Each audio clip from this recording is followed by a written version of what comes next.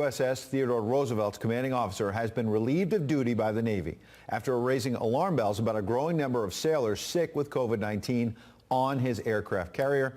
Our national security correspondent Jennifer Griffin is live from the Pentagon with more on this story. Good morning, Jennifer.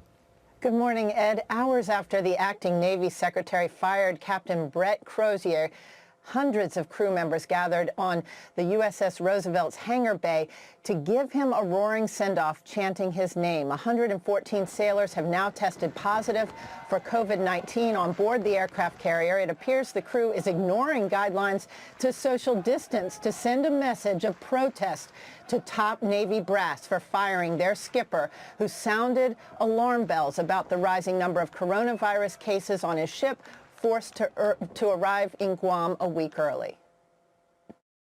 I did not come to this decision lightly. I have no doubt in my mind that Captain Crozier did what he thought was in the best interest of the safety and well-being of his crew. Unfortunately, it did the opposite. It unnecessarily raised alarms with the families of our sailors and Marines with no plan to address those concerns. On Sunday, Captain Crozier wrote a letter that leaked to his hometown newspaper, the San Francisco Chronicle.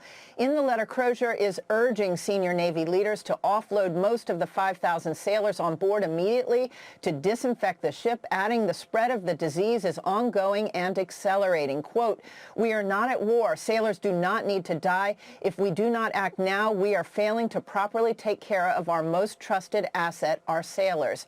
The acting Navy Secretary said the Roosevelt captain had acted emotionally without discussing the letter with his immediate strike group commander, who is just down the hall on board the ship. Instead, the letter was sent over an unsecure, unclassified email system.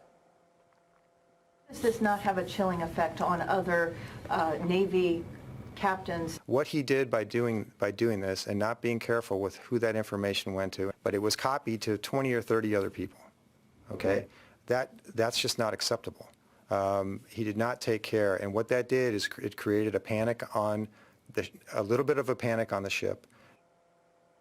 Modly said he had no evidence the captain leaked the letter to his hometown newspaper, but suggested the Navy was already expediting help for the ship, including arranging 1,700 hotel rooms in Guam when the letter appeared in the newspaper Tuesday. Ed? All right, Jennifer Griffin, thank you.